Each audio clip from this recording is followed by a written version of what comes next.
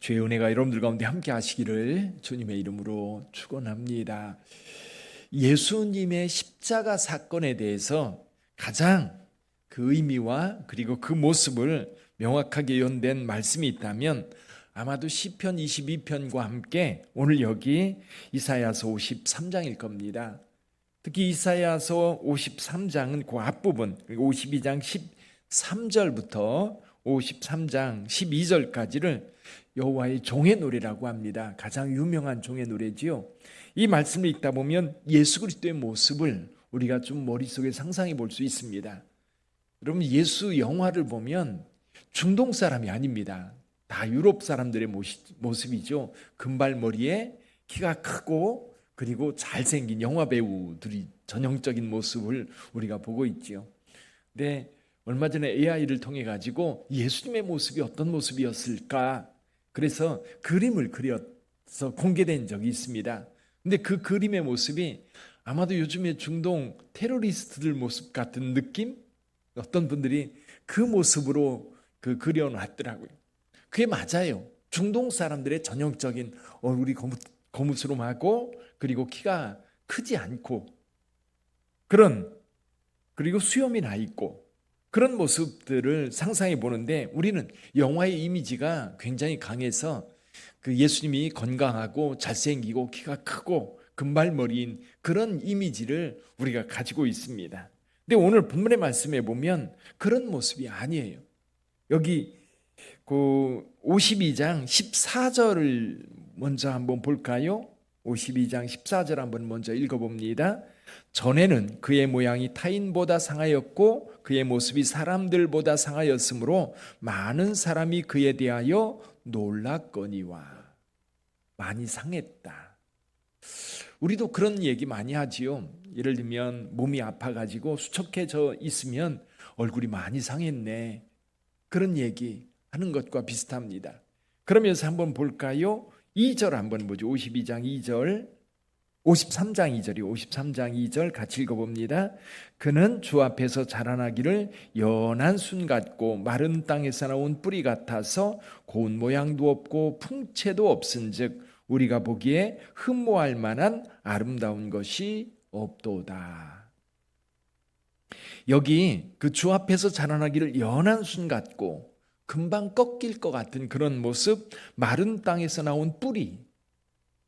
여러분, 가뭄에 콩나듯 한다는 말이 어떤 말인지 혹시 아십니까? 저희 중학교 때 저희 학교가 원래 저희가 다닌 중학교가 농업학교였습니다. 옛날에 농업학교였다가 중학교가 되고 중고등학교가 이제 나누어질 때 이제 홍성 중학교가 원래 고등학교로 바뀌고 그리고 홍성 농업학교가 이제 중학교로 바뀌었는데 그래서 학교 뒤에 가면 밭이 넓은 밭이 있었습니다. 그러면 그 밭에서 이제 농업 실습을 했던 거죠. 학생들이 농업학교였으니까. 근데 그해 가뭄이 많이 심했었던 것 같아요. 그 콩을 심어놨는데 이 콩이 자라는데요. 너무너무 빈약한 거예요. 가끔 싹이 나오는데 싹이 나온 것도 바짝 마른 거지요. 여러분, 콩나물 사면 콩나물이 어때요? 살이 통통하게 올라 있잖아요. 줄기도 그렇고 콩도 그렇고. 근데 마른 땅에 씨를 뿌려 놓은 상태에서 싹이 나면요.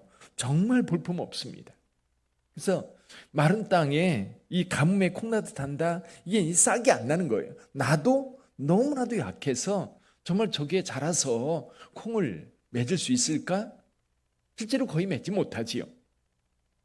그래서 여기 땅에서 나온 뿌리 같아서 고운 모양도 없고 풍채도 없고 흠모할 만한 구석이 없다. 자세히 봐야 이쁘다고 그랬는데 자세히 봐도 이쁜 구석이 없는 그런 모습인 거예요. 거기에다 그러니까 3절에 보면 그는 멸시를 사람들에게 버림받았으며 간고를 많이 겪었으며 질고를 아는 자라. 질고를 아는 자라. 여기 이제 질고를 아는 자라라고 하는 번역 때문에 이 번역하는 분들이 좀 이렇게 이제 논쟁이 있었습니다. 질고를 안다. 질고가 뭐예요? 병입니다. 병. 여기 안다라고 하는 단어는 마리아가 이제 천사가 내가 잉태하여 아들을 낳을 것이다 라고 할 때에 내가 남자를 알지 못하거늘 이라고 한 말과 같은 의미입니다. 여기 질고를 아는 거는 지식적으로 하는 게 아니에요. 의사들이 지식적으로 환자들을 치료하기 위해서 지식적으로 그 병을 아는 게 아니라 내 몸에 겪는 거예요. 여러분 코로나 겪어보셨지요? 코로나 증상이 이렇대. 그런데 겪어보지 않은 사람은 그게 뭔지 잘 몰라요. 여러분들이 코로나를 겪을 때 느꼈던 느낌, 또는 여러분들이 또 어떤 아픔들, 예를 들면 제가 담낭염이라고 그러죠. 쓸개 수술을 했는데 그때 아픈 느낌이 진짜 묘해요. 몸이 무지 아픈데 어디가 아픈지를 모르겠어요. 여기 아프세요? 안 아파요. 여기요? 아니에요. 여기요? 아니에요. 근데 아파요. 근데 그 어딘가에 아프는데 딱 집어가지고 여기다라고 말할 수가 없는 거예요. 근데 그 아픔을 여기 질고를 안다라고 하는 것은 예수님께서 병을 짊어지고 살았다. 그런 의미가 딱 맞아요. 오늘날 그런 얘기예요. 돌아다니는 병원. 그렇죠? 그러니까 여기저기 아파가지고 아프지 않은 곳이 어디가 안 아파? 안 아픈 곳이 도대체 어디야? 라고 물을 정도로 예수님은 우리의 질고, 우리가 겪고 있는 모든 고통들을 몸으로 겪고 있었다. 그러니까 얼굴 보면 잘생긴 예수 그리스도의 모습이 아니라 늘 병에 그저 훅 불면 날아갈 것 같고 넘어지면 뼈 부러질 것 같은, 어쩌면 그런 모습이 아니었을까. 우리가 흠모할 만한 곳이 없었다. 그러니까 이 얼굴을, 예수님의 얼굴을 이렇게 바라보지 못하는 거예요. 여기 보니까 그의 얼굴을 가리는 것 같이, 그에게서 그 얼굴을 가리는 것 같이. 무슨 얘기예요? 그 얼굴을 보면 너무 상했고 너무 이 병색이 짙어서 이렇게 보고 있을 수가 없는 거예요. 그래서 사람들이 그 얼굴을 보다가 얼굴을 돌렸다는 겁니다. 더 이상 볼 수가 없는 거예요. 그런 예수 그리스도. 근데 그런 모습을 보면서 우리는 뭐라고 생각했어요? 4절 한번 보죠. 4절. 그는 실로 우리의 질고를 지고 우리의 슬픔을 당하였거늘 우리는 생각하기를 그는 징벌을 받아 하나님께 맞으며 고난을 당한다 하였노라. 우리는 그가 우리의 죄짐, 우리의 이 질고와 슬픔을 다 당해서 그가 이렇게 얼굴이 수척하고 볼품없이 되었는데, 오히려 우리는 무슨 생각을 해요? 저 사람 하나님 앞에 벌 받아서, 저 사람 하나님 앞에 벌을 받아서 고난을 당한다라고 우리는 그렇게 생각을 했다는 거예요. 5절 한번 같이 읽어봅니다. 그가 찔림은 우리의 허물 때문이요 그가 상함은 우리의 죄악 때문이라. 그가 징계를 받음으로 우리는 평화를 누리고 그가 채찍에 맞음으로 우리는 나음을 받았도다. 그가 찔림은 우리의 허물 때문이요 그가 상함은 우리의 죄악 때문이라. 그가 징계를 받음으로 우리는 평화를 누리고 채찍에 맞음으로 우리가 나았는데, 그 사람의 그 고통 때문에 우리가 지금 자유를 얻었고, 우리가 평화를 얻었고, 우리가 지금 건강이 회복되었는데, 우리는 그가 자기 죄 때문에 고난을 당한다라고 그렇게 생각했다는 거예요. 그래서 6절 한번 같이 읽어봅니다. 6절. 우리는 다 양 같아서 그릇 행하여 각기 제 길로 갔거늘 여호와께서는 우리의 모두의 죄악을 그에게 담당시키셨도다. 그 십자가죠. 십자가. 그 십자가 고난, 그 십자가에 못 박힐 때 우리의 죄도 같이 못 박힌 거예요. 우리도 그 십자가에서 예수님과 함께 못 박힌 것. 내가 그리스도와 함께 십자가에 못 박혔나니 그런즉 이제는 내가 산 것이 아니요 내 안에 누가 살았다? 그리스도께서 사셨다고 사도 바울은 고백하고 있어. 우리 주님께서 우리를 대신하여 담당해 주셨기 때문에 우리가 사는 거예요. 우리의 죄가 용서되었고 우리의 허물이 사함을 얻었고 우리 연약함이 힘을 얻게 되었던 거지. 예수께서 우리를 위하여 죽으신 이 모습. 근데 여러분, 유대인들은 메시아 그러면 여러분 그 백마를 타고 위풍당당하게 많은 군사를 거느리고 예루살렘을 향해 오는 그런 모습을 상상했어요.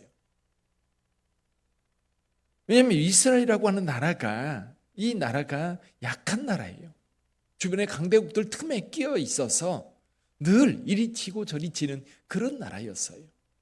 여러분, 어제도 이제 그 예루살렘 성이 불타는, 예루살렘 성을 점령하는 그런 내용을 우리가 유대 전쟁을 잠깐 살펴봤습니다. 근데 로마에서 이런 얘기를 했습니다.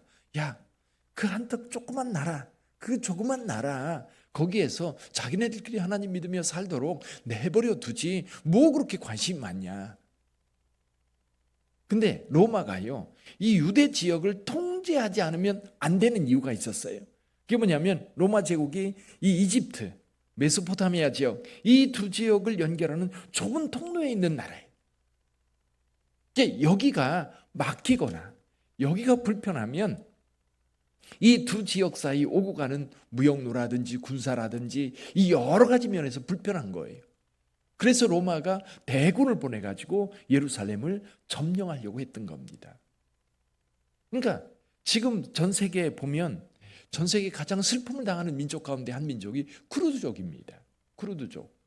거기가 이제 터키, 그리고 이란, 그리고 시리아, 거기에 이렇게 모여 살고 있는데 이 쿠르드족이 4천만 명이 넘는다고 그래요. 근데 그 사람들이 그렇게 터키를 향해서, 주변 나라를 향해서 독립투쟁을 하는데 아무도 바라보지 않아요. 이유가 뭐냐면요, 거긴 석유도 안 나고요, 또 천연자원이라든 이런 것들도 그렇게 관심이 없어요. 그러니까 그 민족들은 그냥 버려진 것처럼 너네들 알아서 살아. 국제사회가 관심을 갖지 않는 거예요. 근데 지금 후티 반군들이 지금 홍해 거기에서 계속 테러를 하잖아요. 전 세계가 지금 관심을 기울이잖아요. 이유가 뭐냐면 거기 무역로니까. 우리나라 같은 경우도 예민하거든요. 유럽으로 가는 모든 물품들이 거기 홍해를 통해서 유럽으로 가는데 거기 가로막고 있으면, 거기서 테러를 하면 위험하거든요. 근데 예수 그리스도는 어때요? 우리 모두의 죄를 담당했어요. 우리의 모두를 죄. 왜냐하면 사람들은 자기의 유익과 연결되지 않으면 관심을 기울이지 않는데, 예수님은 우리 모두의 죄를 다 담당하시고 이걸 다 십자가에 지고 가셨던 겁니다. 그래서 우리가 사는 거예요. 그냥 외면하지 않으셨어요. 연약한 자들을 외면할 수 있는데, 저와 여러분들이 신앙생활 하면서도 나 같은 죄인, 그 생각이 되면 정말 은혜가, 정말 은혜가 돼. 내가 뭔데? 내가 뭐라고 우리 주님께서 십자가를 지셨는가? 죄악을 우리 하나님께서 그에게 담당시키셨습니다. 그럼에도 불구하고 그 길을 갈 때 여러분 입을 열지 않았다. 우리 여기 7절 한 번 더 읽어보죠. 같이 읽어봅니다. 그가 곤욕을 당하여 괴로울 때에도 그의 입을 열지 아니하였으며 마치 도수장으로 끌려가는 어린 양과 털 깎는 자 앞에서 잠잠한 양같이 그의 입을 열지 아니하였도다. 이 양은 참 희한한 동물이에요. 양은 도수장으로 끌고 갈 때에도 발버둥 치지 않아요. 그냥 죽음의 길을 묵묵히 갑니다. 근데 돼지는 안 그래요. 발버둥 치고 난리를 칩니다. 예수께서 이 빌라도와 또는 그 가야바 법정에서 재판을 받고 있을 때 한마디도 하지 않으세요. 예수께서 말씀하실 때가 언제냐면, 내가 구름 타고 오실 메시아냐? 라는 질문, 내가 그리스도냐? 라고 하는 질문에 대해서만 내가 말하였느니라? 그것이 내 말이냐 아니면 다른 사람들의 말이냐? 그러면서 예수님 자신의 정체성에 대한 질문을 할 때만 대답을 하세요. 수많은 사람들이 거짓된 증거를 가지고 말할 때에도 그것에 대해서 변명 한마디 안 하십니다. 그래서 빌라도가 그걸 기이 여겼다 그랬어요.